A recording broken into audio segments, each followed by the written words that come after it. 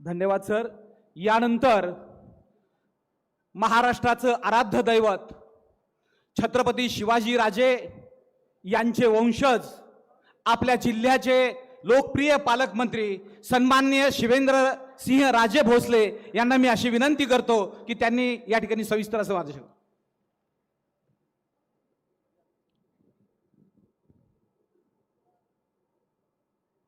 लोकनेते स्वर्गीय गोपीनाथरावजी मुंडे साहेबांचा पूर्णाकृती पुतळ्याचं अनावरण आज हा सोहळा आपल्या लातूर जिल्ह्यामध्ये शहरामध्ये आपले सर्वांचे लोकप्रिय नेते मुख्यमंत्री देवेंद्रजी फडणवीस साहेब यांच्या शुभ हस्ते आज हा कार्यक्रम या ठिकाणी पार पडतोय। या कार्यक्रमाला इथं उपस्थित असलेल्या आपल्या पर्यावरण आणि पशुसंवर्धन मंत्री माननीय सौ पंकजाताई मुंडे, त्याचबरोबर ज्यांनी आत्ताच मनोगत व्यक्त केलं ते माझे सहकारी मित्र ग्रामविकास मंत्री मान्य जयकुमारजी गोरे साहेब, त्याचबरोबर माझे दुसरे अतिशय जवळचे मित्र मान्य धनंजय मुंडे साहेब आपले माजी मंत्री, त्याचप्रमाणे मान्य रमेश आप्पा कराड ज्यांच्यामुळं हा खरं म्हणजे कार्यक्रमाचं नियोजन झालं आणि हा कार्यक्रम इथं पार पडतोय। आज स्टेजवर उपस्थित असलेले मान्य आमदार संभाजी पाटील निलंगेकर, मान्य संजयजी बनसोडे साहेब, मान्य आमदार अभिमन्यूजी पवार साहेब, मान्य आमदार विक्रमजी काळे साहेब, त्याचबरोबर मान्य आमदार संजयजी किनेकर साहेब, जिल्हा अध्यक्ष भारतीय जनता पार्टीचे मान्य बसवराज पाटील साहेब, मान्य श्री शिवाजीराव पाटील कवेकर, मान्य अर्चनाताई पाटील चाकूरकर, त्याचबरोबर माजी आमदार मान्य पाशा पटेल साहेब, त्याचबरोबर गोविंद अण्णा केंद्रे, ॲडव्होकेट बळवंतराव जाधव, जिल्हा अधिकारी श्रीमती वर्षा ठाकूर गुगे मॅडम, त्याचबरोबर पोलीस अधीक्षक मान्य अमोल तांबे साहेब, आपल्या जिल्हा परिषदचे CO मान्य राहुल कुमार मीना,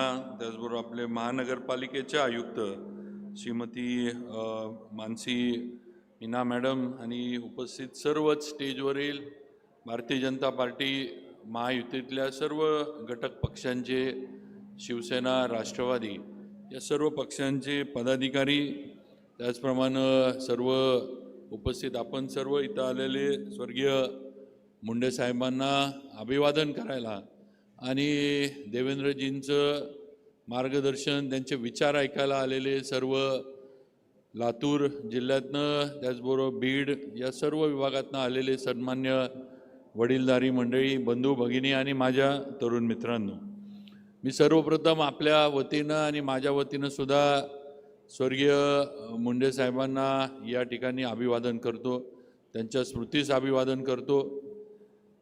मगाशी धनंजय भाऊंनी जे सांगितलं की सर्वसामान्य दीनदलित शोषिक मजूर, त्याचबरोबर जिथं जिथं अन्याय किंवा जिथं जिथं न्याय मिळवून दिला पाहिजे त्या ठिकाणी स्वर्गीय मुंडे साहेबांनी संघर्ष करून आपली भूमिका सर्वसामान्य जनतेची भूमिका मांडण्याचं काम केलं आणि अशा याच्यातनं त्यांना लोकनेते, संघर्ष योद्धा अशा पद्धतीचं नाव आज मुंडे साहेबांना या महाराष्ट्रातल्या जनतेनं, या महाराष्ट्रातल्या सर्वसामान्य मतदारांनी, सर्वसामान्य या महाराष्ट्रातल्या माणसानं आज मुंडे साहेबांना दिलं। आज मुंडे साहेबांच्या पूर्णाकृती पुतळ्याचं अनावरण आपल्या जिल्हा परिषदच्या आवारामध्ये झालं आणि एक तसा पहिला तर त्या ठिकाणी आम्ही सगळेजण होतो, एक अतिशय भावनिक तो क्षण होता। हे आपल्याला सगळ्यांनाच माहिती आहे की ज्यांच्या मार्गदर्शनाखाली देवेंद्रजी आपले मुख्यमंत्री तयार झाले. आज देवेंद्रजींच्या हस्ते एकीकडं पंकजाताई, एकीकडं धनंजय भाऊ या सगळ्यांच्या उपस्थित आणि इतर सुद्धा सर्व ज्यांनी मुंडे साहेबांबरोबर काम केलं अशा सगळ्यांच्या उपस्थितीत आज हा अनावरणाचा सोहळा झाला आणि एक भावनिक क्षण हा नक्कीच तुम्हाला मला आपल्याला सगळ्यांना पाहता आला. ही वस्तुस्थिती आहे. आज मुंडे साहेबांचं नेतृत्व हे महाराष्ट्र आणि देशभरामध्ये मुंडे साहेबांचं नेतृत्व हे मान्य झालं होतं. ही वस्तुस्थिती आहे.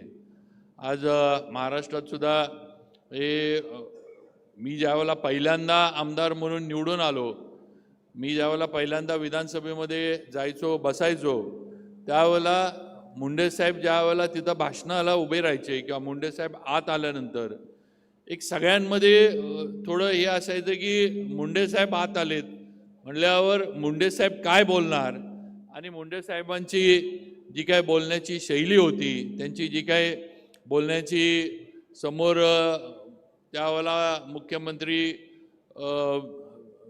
विलासराव होते, त्याच्यानंतर खरं म्हणजे एक वेगळी शैली मुंडे साहेबांची आपलं सगळे जे काही मत आहे मांडण्याची होती हे आपण सगळ्यांनी अनुभवलेली आहे. आणि म्हणून आज एक एवढं मोठं नेतृत्व तुम्हा आम्हाला सगळ्यांना भारतीय जनता पार्टीला मिळालं आहे.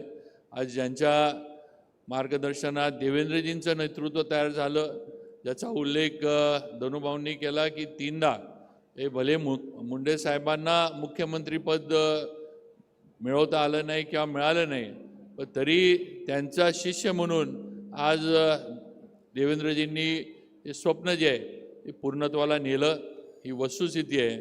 रमेश आप्पांनी मगाशी सांगितले की अनेक झोपलेल्यांना देवेंद्रजींनी जागं केलं, पण आप्पा मी त्यात एवढीच थोडी हे करतो की जे झोपलेले होते ते दचकून जागे झाले आणि त्यांना आडवं करण्याचं कामसुद्धा देवेंद्रजींनी करून दाखवलं. ही वस्तुस्थिती आहे.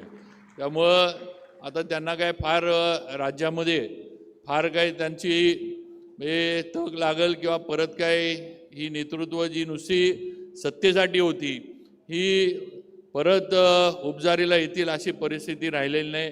आज राज्यामध्ये मुंडे साहेबांना अपेक्षित काम आपण देवेंद्रजींच्या माध्यमातून महायुतीच्या सरकारच्या माध्यमातून करतोय. आज केंद्रामध्ये पंतप्रधान मोदीजी तेवढ्याच गतीनं तेवढ्याच जिद्दीनं आज भारताला पुढं नेण्याचं काम हे केंद्रामध्ये देशासाठी करतायत. हे आपण सगळेजण बघतोय.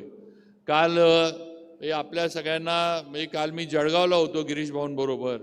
आज पुणे ते नागपूर ही वंदे भारत ट्रेन आज आपल्या या विभागातनं आज सुरू झालेली आहे. आज जेवढं काही इन्फ्रास्ट्रक्चर होतं, मग रेल्वे असतील, रस्ते असतील, घरांचा विषय जयाभाऊंनी इथं मांडला. आज जेवढं सर्वसामान्य माणसाला ज्या ज्या बाजूनं सरकारच्या माध्यमातून मदत करता येईल, त्याच्या दैनंदिन जीवनामध्ये स्पर्श करता येईल, अशा सर्व बाजूनं पंतप्रधान मोदीजी, राज्याचे मुख्यमंत्री देवेंद्रजी काम करतात. वेगवेगळ्या योजना, लाडकी बहीण योजना असेल, घरकुल असेल, आज आपलं सोलरचे प्रकल्प झालेत. आज सोलरमुळं आपली सगळी विजेची जी काही गरज आहे ती टप्प्याटप्प्यानं संपणार आहे. त्यामुळं कुठेही शेतकऱ्याला म्हणजे वीज नाही किंवा शेतकऱ्याला रात्री आपल्या मोटरी चालू करायला शेतात जायला लागते अशी परिस्थिती ही नक्की राहणार नाही. ही वस्तुस्थिती आहे. आणि म्हणून आज खऱ्या अर्थानं ज्याच्यासाठी स्वर्गीय मुंडे साहेबांनी संघर्ष केला, आज ते दिवस भारतीय जनता पार्टीच्या माध्यमातून राज्यामध्ये देवेंद्रजींनी आणि केंद्रामध्ये आज पंतप्रधान मोदीजींनी आणलेत. ही वस्तुस्थिती आपल्याला देशात आणि राज्यात बघायला मिळते. हे लक्षात ठेवलं पाहिजे. आज लातूरमध्ये देवेंद्रजी आलेत. आत्ताच आपली इथली बैठक झाली. थोडाफार आढावा एक अर्धा पाऊण तास मुख्यमंत्र्यांनी घेतला. रमेश आप्पांनी काही रेणापूर मतदारसंघातले विषय मांडले.